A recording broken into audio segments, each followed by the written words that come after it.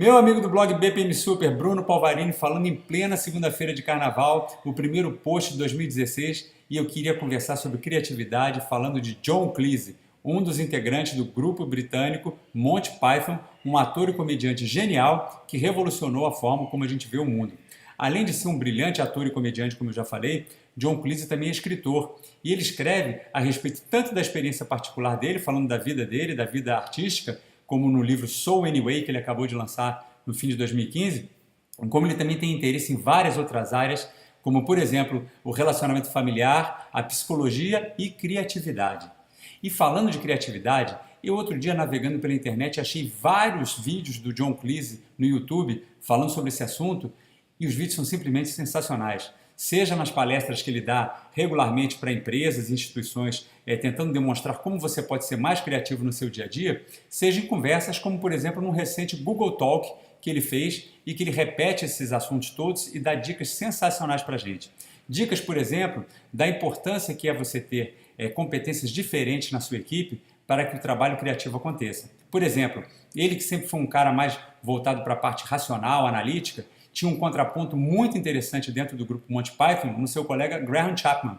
E o Graham Chapman era aquele cara que, enquanto o John Cleese estava escrevendo com bastante atenção, concentração, os esquetes para apresentar no programa de televisão, ele ficava fumando cachimbo, sentado na poltrona, fingindo que não estava participando de nada daquilo. E de repente ele vinha com a grande sacada, com um grande insight que mudava totalmente o caminhar do sketch, né, do roteiro para onde estava indo a piada e fazia ela ficar muito melhor. Outras dicas que o John Cleese fala que são importantes para a gente ter em nossa mente são, por exemplo, o caso de quando você está escrevendo alguma coisa, você perde aquela coisa, né? Ele diz que é muito confusa a cabeça dele, então ele costuma às vezes não saber onde deixou o texto que ele tinha escrito. E aí ele procura, não consegue mais chegar àquele texto original, ele resolve escrever de novo. E escreve de novo de memória, vai fazendo uma nova redação para aquela ideia que ele teve. Por acaso, muitas vezes, depois ele acaba encontrando o texto original. E quando ele compara os dois textos, a surpresa é que o texto escrito depois, um dia, 2 dias depois do que aquela ideia original, é muito melhor do que o primeiro. Porque o que ele diz é que já está provado que a nossa parte não consciente da mente precisa ter tempo para conseguir fazer algumas conexões que a gente não sabe muito bem de onde vem e que acabam tornando o nosso resultado de trabalho muito melhor. Por isso, uma das dicas que ele diz para nós que trabalhamos em instituições, em organizações e que temos sempre o relógio correndo contra a gente não tome decisão antes do tempo que você precisa fazê-lo.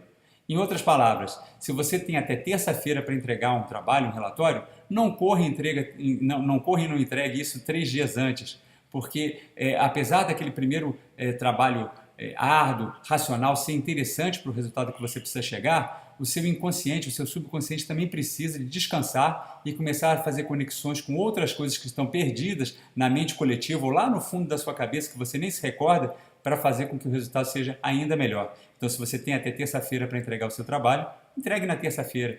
Termine a parte racional na sexta e deixe a parte não consciente trabalhar e harmonizar melhor as suas ideias. Enfim, eu estou falando só aqui de alguns exemplos que o John Cleese apresenta nessas palestras. Eu recomendo que você dê uma olhada, primeiro nos filmes do John Cleese, claro, ou do Monty Python, que você encontra em tudo quanto é lugar, Netflix, nas locadoras, porque são muito bons mesmo.